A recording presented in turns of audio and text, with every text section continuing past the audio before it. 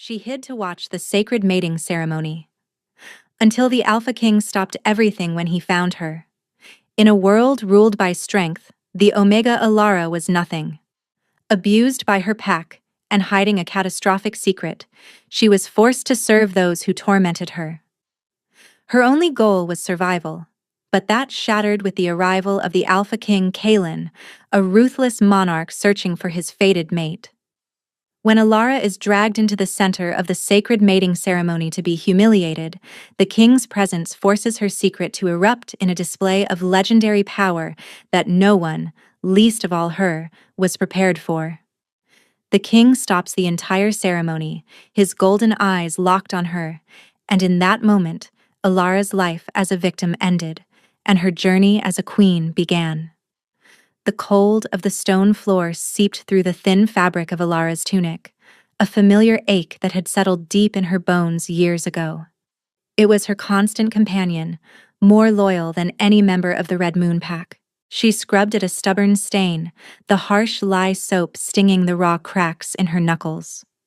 Her world was a small, miserable circle of gray stone, dirty water, and the lingering scent of old blood. She was an Omega, the lowest of the low. Worse, she was believed to be wolfless, a curse that marked her as less than nothing in their brutal society. It was a lie, of course, a desperate, life-sustaining lie. A shadow fell over her, smelling of cloying perfume and petty cruelty. Alara didn't need to look up to know who it was. Selene, the daughter of their pack's alpha, Borin. "Still scrubbing, little rat?" Selene's voice was a silken sneer. She nudged the bucket with the toe of her expensive leather boot, sloshing dirty water over the section Alara had just cleaned. "You missed a spot." Alara bit her tongue, tasting the coppery tang of blood. She kept her eyes down, her tangled brown hair falling like a curtain to hide her face. Showing defiance would only earn her a beating. Silence was her only shield. "Look at me when I'm talking to you," Selene commanded, her tone sharpening. Slowly, Alara lifted her head. Selene was everything she was not: tall, blonde, and radiating the arrogant confidence of the powerful. Her eyes, a cold chip of blue ice, scanned Alara with undisguised contempt. "My father says the Alpha King is coming," Selene said, a manic excitement dancing in her eyes. "King Kalen himself. He is searching for his mate during the great mating ceremony, and when he finds her, it will be me." The name hit Alara like a physical blow. King Kalen, the Alpha of Alphas, a being of mythic power, a warrior king who had carved an empire from the chaos of the warring packs. He was a ruthless, cold-hearted ruler, and the thought of him coming here sent a shard of pure terror through her. "All unmated females are to present themselves. Even you, wolfless filth," Selene added, her lip curling. "Imagine the king's disgust when he sees you in the lineup. It will be hilarious." She kicked the bucket over completely, sending a tidal wave of foul water across the floor. Alara flinched back, but not before the icy liquid soaked the hem of her tunic. Selene laughed, a high, cruel sound that echoed in the cavernous hall. Then she was gone, leaving Alara shivering in the spreading puddle. Alara closed her eyes, fighting the hot tears that threatened to fall. Crying was a weakness she could not afford. Instead, she focused on the secret she held chained deep inside her, a hurricane locked in a glass jar. Her wolf was not just present, it was ancient, apocalyptic. A being of pure white fur and silver eyes, a creature of legend that hadn't been seen in a millennium. The lunar wolf. Her parents had died protecting that secret, binding her wolf and her scent with their last breath, leaving her with a pouch of crushed herbs she wore around her neck to complete the illusion. They had known that to be revealed was to be hunted. This power was not a gift. It was a death sentence. And now, the Alpha King was coming. An event she could not avoid, a gathering where every wolf would be scrutinized by the most powerful alpha alive. The fragile walls she had built around her secret were about to be tested by a seismic force. For the first time in her life, Alara felt the cold touch of true despair. Survival was no longer a matter of endurance, it was a matter of time. The next few days passed in a blur of frantic preparations and heightened cruelty. The pack was electric with a mixture of fear and anticipation for the king's arrival. For Ilara, this meant more work, more abuse. She was tasked with cleaning the royal suites, a place she was normally forbidden from even approaching. Alpha Boron oversaw her work personally. He was a brute of a man, with a thick neck and small, mean eyes. He shoved her against a wall as she carried a heavy load of fresh linens. "Don't you dare bring your Omega stench in here," he growled, his breath hot and sour. "You will make this place fit for a king, or I will break every bone in your body. Do you understand me?" "Yes, Alpha," she whispered, her voice trembling. He backhanded her across the face for the tremor in her voice. The blow sent her sprawling, the clean linen scattering across the dusty floor. Pain exploded in her cheek, sharp and blinding. "Useless," he spat, before stalking away. Ilara gathered the linens, her cheek throbbing. Her wolf, the great white beast she kept caged, stirred in a rare surge of fury. A low growl rumbled in her chest, a sound she quickly choked back down. Releasing it would mean death.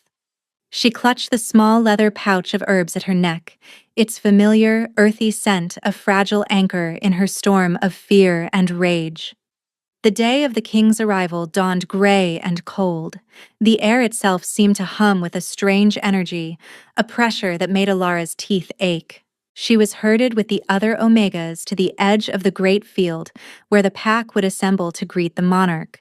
She tried to make herself as small as possible, to blend into the shadows at the very back of the crowd. Then he arrived. He did not come with a grand procession. There was only a quiet thunder, the ground vibrating as if a storm was gathering directly overhead. King Kalen walked out of the forest, flanked by a single warrior who had to be his beta. The Alpha King was a physical manifestation of power. He was impossibly tall, well over 6.5 feet, with shoulders as broad as a doorway. He was dressed in simple black leather that did nothing to hide the lethal muscle beneath. His face was all harsh lines and brutal angles, as if carved from granite, and his hair was the color of midnight. But it was his eyes that held everyone captive. They were not a normal color. They were a molten liquid gold, blazing with an ancient predatory intelligence.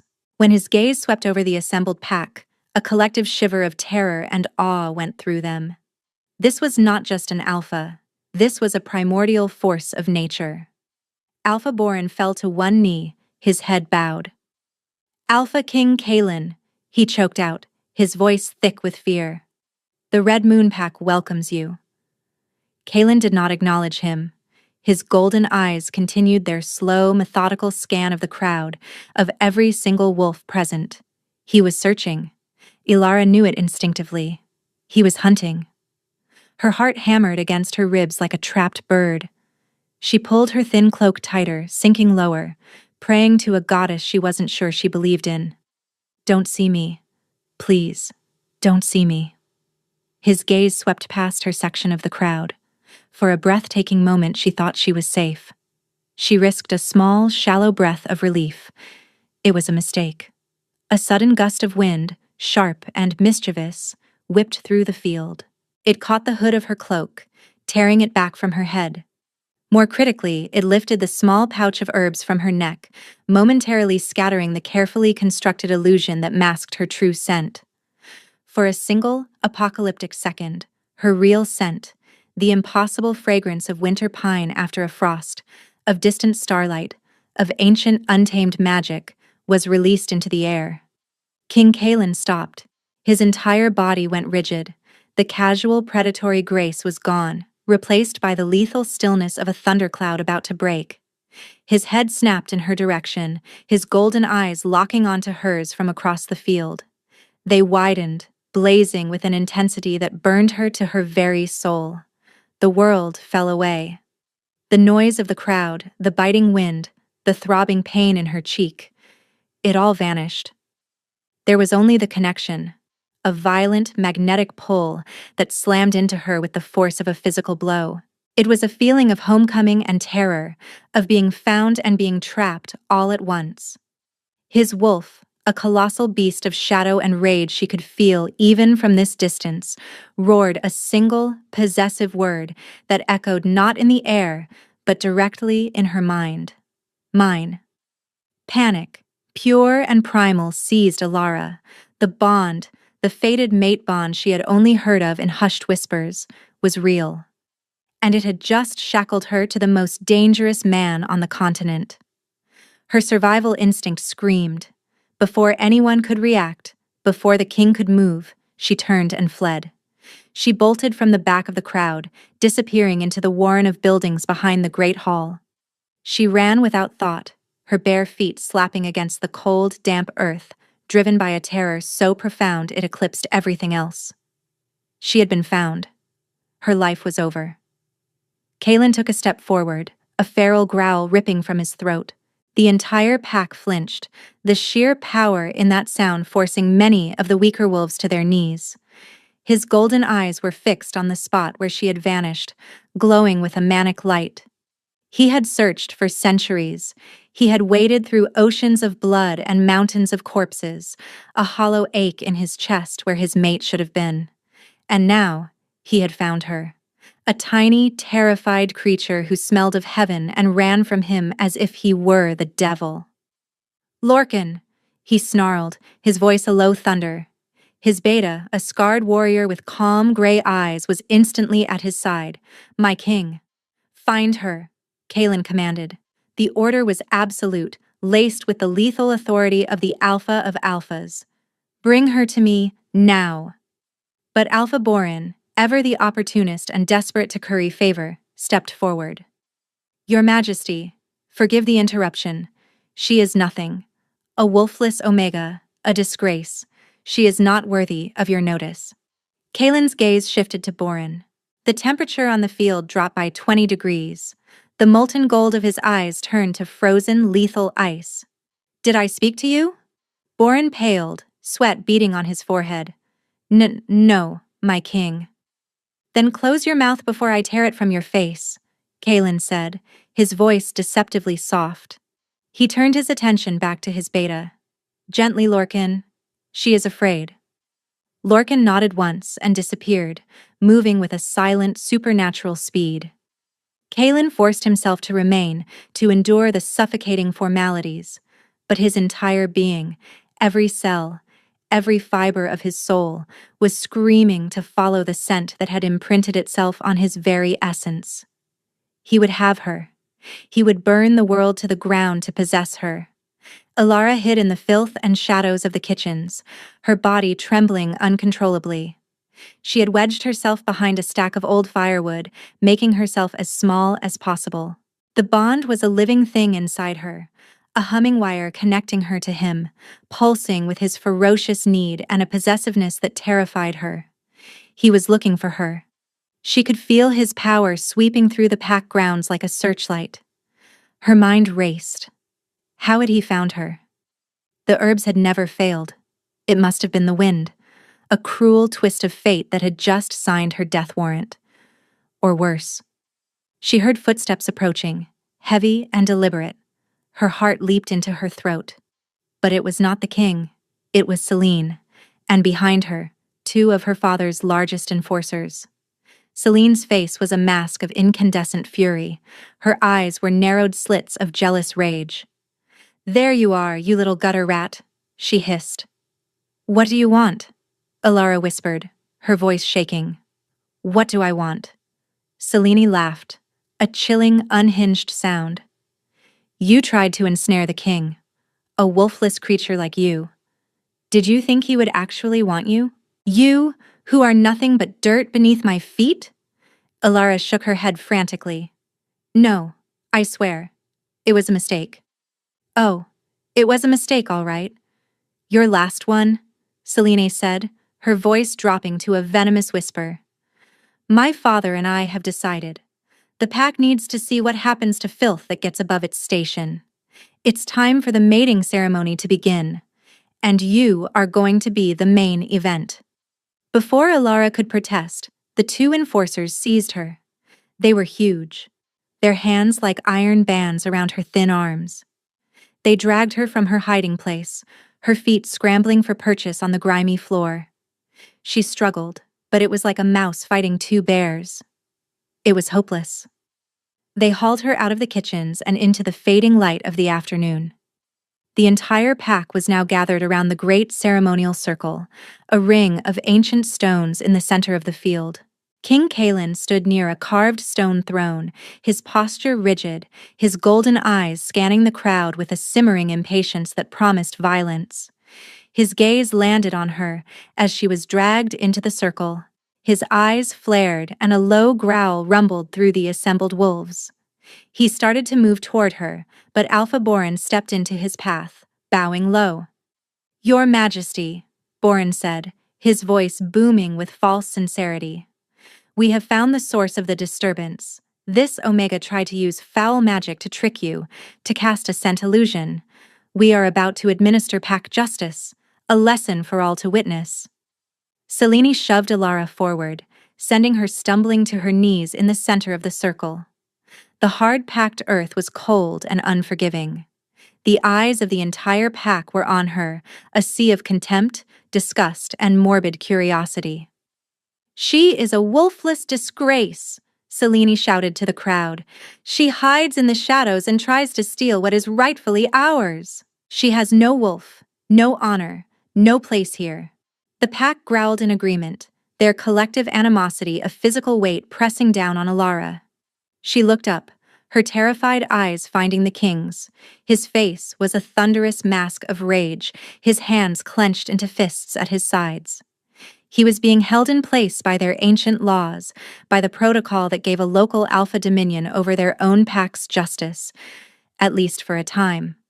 But his patience was wearing thin. The air around him was beginning to crackle with raw, untamed power. "Prove it," Selene sneered, leaning down close to Alara's ear. "Show them the pathetic, wolfless creature you are. Try to shift." Alara shook her head, tears finally tracking paths through the grime on her cheeks. "I can't."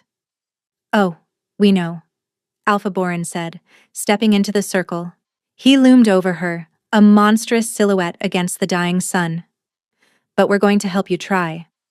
He drew back his foot and kicked her hard in the ribs. Pain, white-hot and blinding, exploded in her side. A sickening crack echoed in the sudden silence. The crowd gasped. Alara cried out, curling into a ball on the ground, struggling to breathe. "Shift!" Boren roared, kicking her again. The agony was immense, a fire consuming her. But beneath the pain, something else was stirring. The great white wolf, chained and sedated for 18 years, was beginning to wake. The abuse, the terror, the searing agony. It was all fuel. The chains of her parents' final spell were groaning, straining under the pressure. From the edge of the circle, Kalen's voice cut through the air like a blade of ice. "Enough." The word was not loud, but it carried an apocalyptic weight. It slammed into Boren, making him stagger back a step. The entire pack froze, the bloodlust in their eyes replaced by primal fear. But Boren, caught in his own sadistic fervor and desperate to prove his point, ignored the warning. He grabbed Alara by the hair, yanking her head back. "She is my pack's problem to deal with," he bellowed, his face contorted in a furious snarl. "She will show us what she is." He raised his fist to strike her again, to deliver a blow that would surely shatter her jaw. That was the moment the chains broke. A wave of raw power, cold and silver like moonlight, erupted from Alara. It was not a request. It was a declaration. It threw Alpha Boren backward as if he were a child's toy, sending him crashing into the dirt 10 feet away. A blinding, pure white light enveloped Alara, so brilliant it forced everyone to shield their eyes. It was not the light of the sun. It was older, more elemental. The very air vibrated, humming a song of creation and destruction. The sound of her bones breaking and reforming was sickeningly loud, but it was too fast for a normal shift. It was an instantaneous, violent becoming.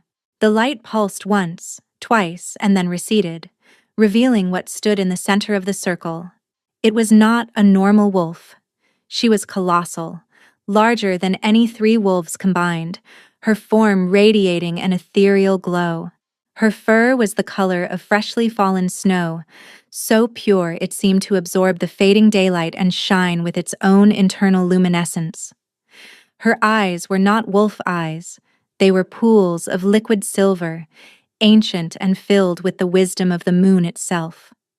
A low growl rumbled in her chest, a sound that was not of the earth, but of the cosmos, the sound of stars being born. She was the lunar wolf, the white wolf of prophecy, the legendary mate to the Alpha King. Absolute, terrified silence descended upon the field. The pack stared, their minds unable to process what they were seeing.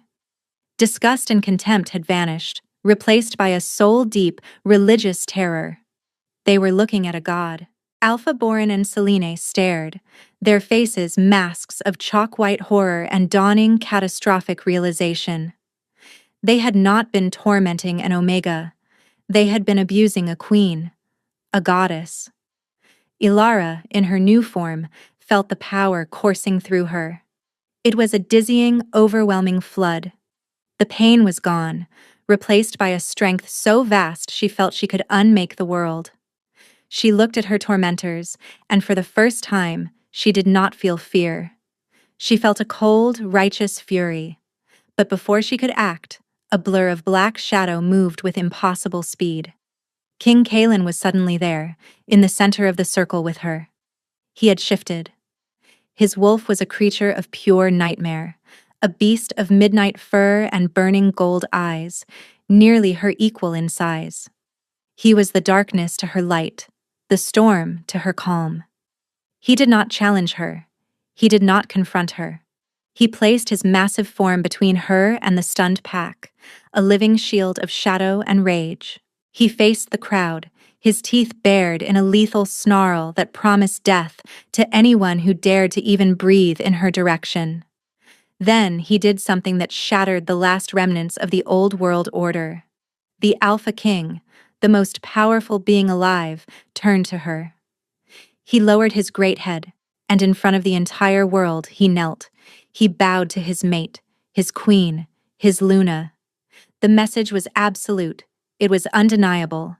The reign of the Red Moon's cruelty was over. A new era had begun. The image of the colossal black wolf kneeling before the incandescent white one was seared into the minds of every wolf present.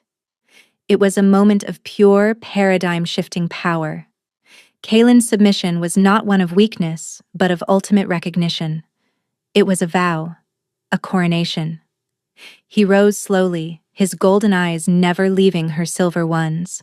He let out a soft whine, a sound so full of longing and reverence it seemed impossible, coming from such a terrifying creature. He nudged her gently with his massive head, a silent question. "Are you all right?" Ilara felt the question resonate through the bond. The fury that had coursed through her began to recede, replaced by a profound sense of shock and a strange, overwhelming feeling of safety. For the first time in her life, she was not alone. She was not prey. She was protected. She nudged him back, a gesture of acceptance. The bond between them flared, no longer a source of terror but a current of shared strength. Together, they turned to face the pack. The sight of the 2 legendary wolves, light and dark, standing side by side sent a fresh wave of fear through the crowd. Kalen shifted back into his human form in a seamless, fluid motion. He stood naked and magnificent in the moonlight, his body a canvas of scars and lethal power. He looked at Alpha Borin, who was still scrambling backward in the dirt, his face a mess of terror and disbelief. "You." Kalen's voice was unnervingly calm, which was far more terrifying than his rage. "You dared to lay your hands on my mate." It was not a question. It was a death sentence. Lorcan, his beta, appeared at his side, holding out a pair of leather trousers and a cloak, which Kalen donned without taking his eyes off Borin. "Guards," Kalen said, his voice quiet but carrying to every corner of the field. Seize him. Seize his daughter. Take them to the cells. They will await their judgment. The Red Moon warriors hesitated for a fraction of a second, their loyalty torn.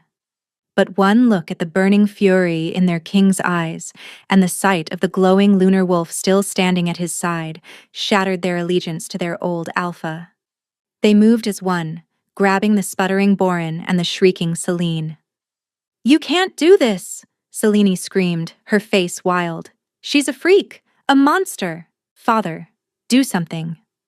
But Borin was silent, his eyes wide with the horror of his monumental miscalculation. They were dragged away, their protests swallowed by the night. Kalen turned his attention back to Ilara. She felt his gaze, and with it, a sudden wave of self-consciousness. The immense power was still thrumming through her, but beneath it, the frightened Omega remained. She did not know how to shift back. She did not know how to control this new, terrifying body. Sensing her distress, Kalen approached her slowly, his hands held out in a placating gesture. "It's all right," he murmured, his voice now a low, soothing rumble that vibrated through the bond. "Don't be afraid. I am with you. Just focus on me. Think of your human form." She looked into his golden eyes, and in their depths, she saw not just possessiveness, but a profound adoration that stole her breath. She focused on that feeling, on the anchor of his presence. The world dissolved into a swirl of white light again, and when it cleared, she was herself, kneeling in the dirt, wrapped in his heavy black cloak which he had draped over her shoulders. She was trembling, exhausted, and overwhelmed. Kalen knelt in front of her, his movements gentle, as if he were handling the most precious, fragile thing in the universe. He gently cupped her face, his thumb stroking her cheek where Borin's blow had landed. A faint green light emanated from his hand, and the pain, the swelling, the bruise, it all vanished as if it had never been. A king's healing touch. "What is your name?" he asked, his voice softer than she could have imagined. "Ilara," she whispered. "Ilara," he repeated, the name a vow on his lips. "My Ilara, my queen." He leaned in, pressing his forehead against hers. "I have waited for you for 500 years. I will never let anyone harm you again. I swear it on my life." He lifted her into his arms as if she weighed nothing. The pack watched in stunned silence as their king carried the former Omega, now revealed as their true Luna, away from the ceremonial circle and toward the grand lodge he had claimed as his own. The royal suite was a world away from the cold stone floors she had always known. A fire roared in a massive hearth, casting a warm, golden glow over plush rugs and rich tapestries. Kalen set her down gently on a soft, fur-covered settee before the fire. He had already sent for food, water, and clean clothes, which were laid out for her. Ilara clutched the heavy cloak around her, feeling small and out of place. The man, the king, before her was a living legend, and she didn't even know what she was anymore. He seemed to sense her turmoil. He kept a respectful distance, his immense presence filling the room but not crowding her. "I know you have questions," he said, his golden eyes soft. "Ask them."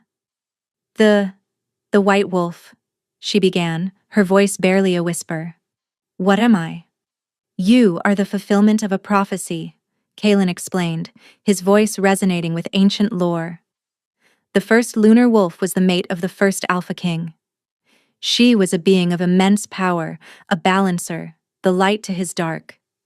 She was the heart of our people. The prophecy foretold that when our kind strayed too far into darkness, when cruelty and greed ruled the packs, she would be reborn to unite us. He gestured around them. "The world has become a dark place, Ilara. Alphas like Borin are not uncommon. They rule through fear, not strength. They prey on the weak.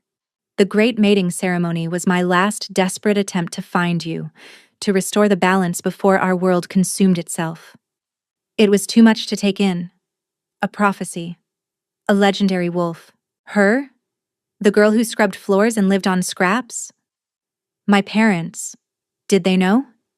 Kaylin's expression softened with sympathy. They must have. The power of a lunar wolf is detectable at birth to those of its bloodline. They hid you. They bound your wolf in your scent, a feat of incredible magic, to protect you. If your power had been discovered, every ambitious alpha, every usurper would have hunted you. They would have tried to either kill you or chain you, to possess your power for themselves. Understanding dawned, and with it, a fresh wave of grief for the parents she barely remembered.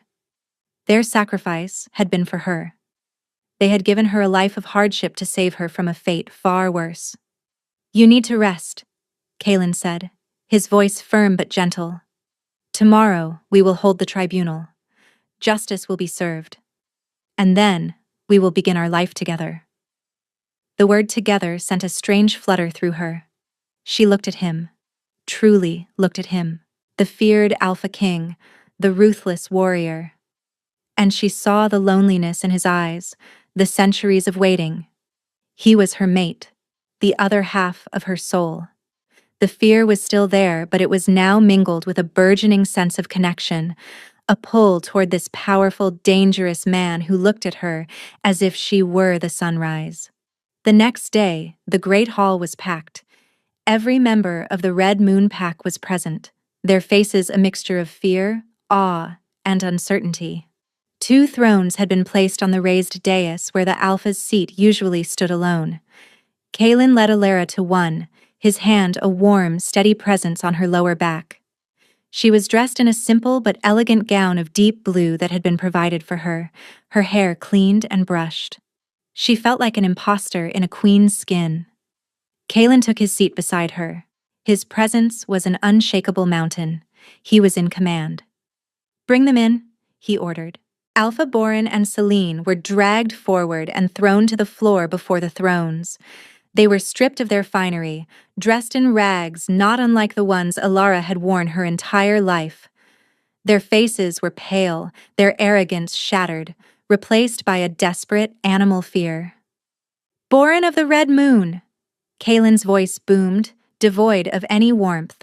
You stand accused of the abuse and torture of your Luna Queen. You stand accused of dereliction of your duties as Alpha, of fostering a culture of cruelty and weakness. How do you plead? Borin trembled, unable to meet the king's gaze. I did not know, he stammered. Mercy, my king. I did not know who she was. Ignorance is not a defense, Kaylin snarled.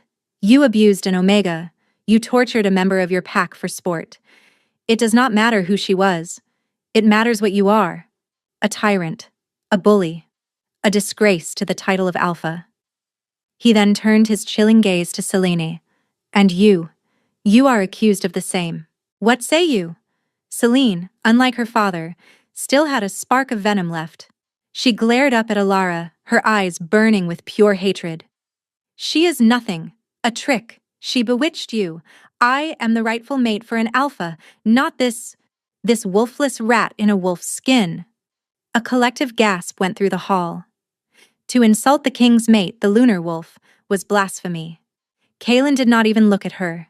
His eyes were on Alara. The judgment is not mine to give, he said, his voice softening as he spoke to her. They are your tormentors. The laws of the first moon state that justice in this matter belongs to you, my queen. Every eye in the hall turned to Alara. She felt a tremor of her old fear. She was just an Omega. How could she pass judgment? But then she felt the power of the lunar wolf stirring within her, a well of cold, clear certainty. She remembered every lash, every insult, every moment of cold and hunger. She remembered the crack of her own ribs. She stood up, her small frame radiating an authority that silenced the entire hall. She looked down at Borin and Selene, not with hatred, but with a profound and final finality. You believe power is the right to inflict pain on the powerless, she said, her voice clear and strong, ringing with an otherworldly resonance. You are wrong. True power is the strength to protect them. She met Kaylin's gaze and he gave her a subtle, encouraging nod. Death would be a mercy you do not deserve, Alara continued, her voice turning to ice. You worship strength and despise the wolfless. Therefore, you will be given what you deserve. You will be stripped of your wolves. You will become what you have always hated. You will be exiled from these lands and forced to live as mortals do, with no pack, no power, and no honor. That is my judgment." The sentence was met with a stunned silence. It was a fate worse than death. To have one's wolf torn away was to have one's soul ripped out. Selene let out a raw, agonized scream of denial.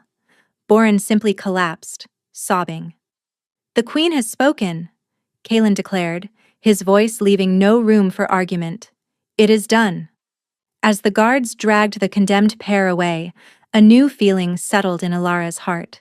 It was not triumph. It was not vengeance. It was justice. And with it, the first true taste of peace she had ever known. The chains of her past were finally, truly broken. In the weeks that followed, Alara's life transformed. Kaelin was a patient teacher, helping her understand the immense power that now flowed through her veins.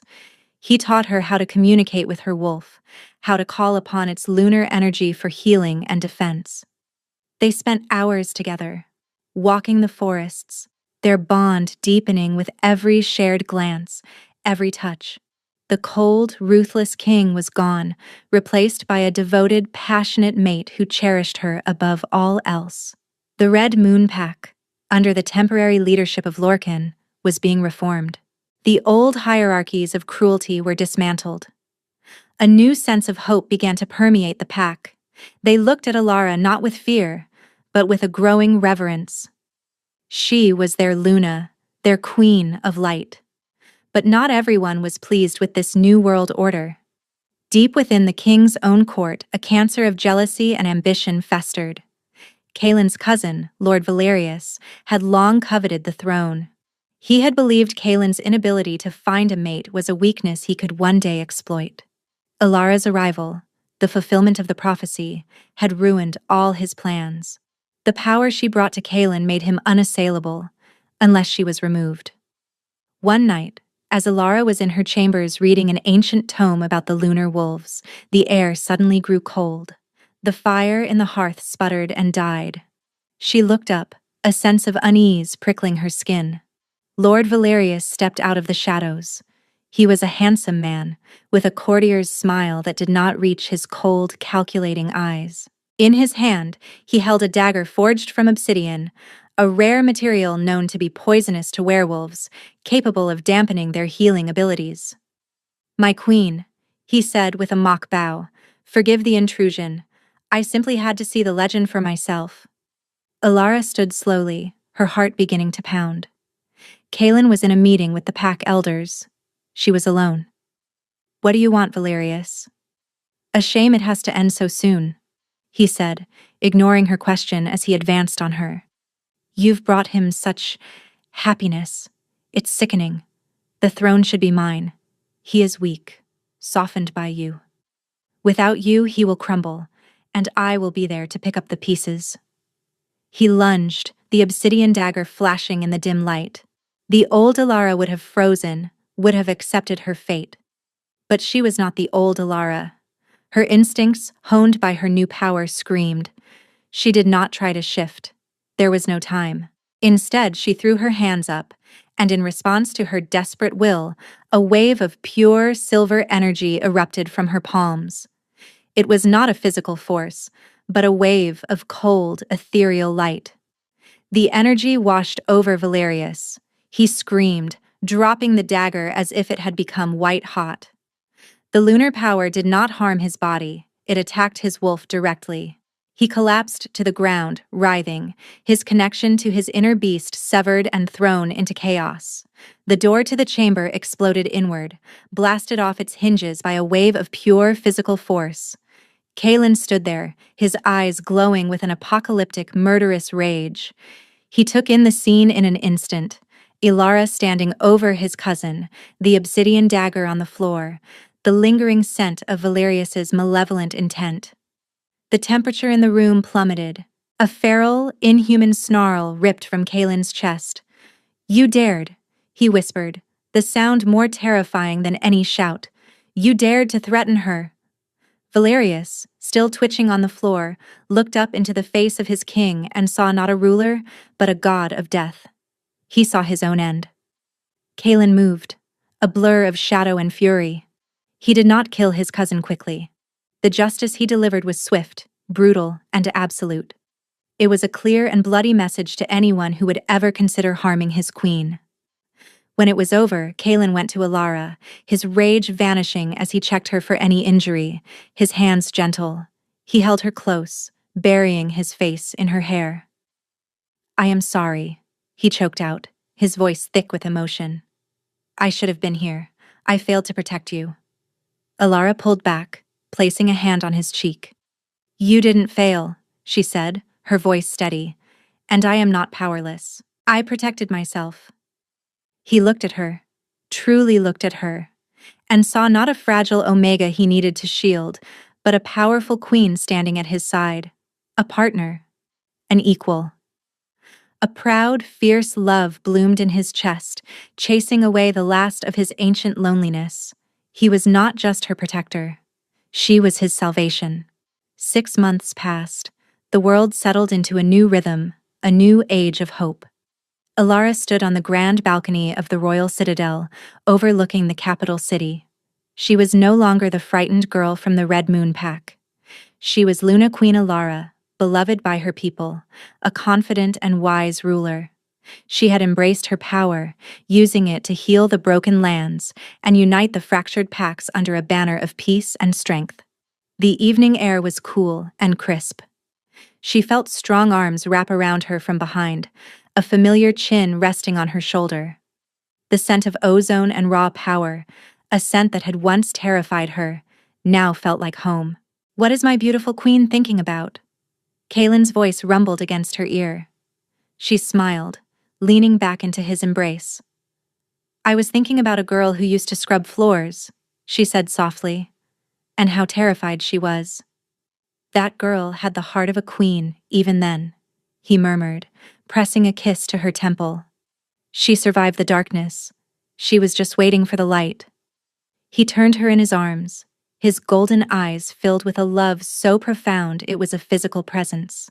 The cold, haunted king was gone forever, healed by the love of his fated mate.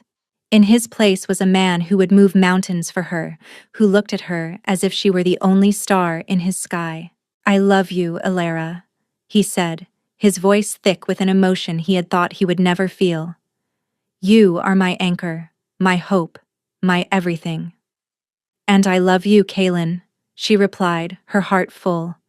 "My king." He lowered his head and kissed her, a tender, passionate kiss that sealed their bond, their future, and the fate of their new world. Below them, the city lights twinkled like a mirror of the starry sky above. A diamond, once buried in the mud, still shines with an unbreakable light. And love, they had both learned, was the only magic powerful enough to remake the world. And so, the story of the lost Omega and the waiting king came to its triumphant conclusion. It's a powerful reminder that our beginnings do not define our destiny, and that true strength is not found in dominance, but in the courage to protect and the capacity to love. The journey from victim to victor is paved with resilience, and Alara's tale proves that even from the deepest darkness, a queen can rise. Thank you for joining us for this incredible story. If you were captivated by Alara's rise to power and Kaelin's devotion, make sure to destroy that like button and subscribe to the channel for more epic werewolf romances.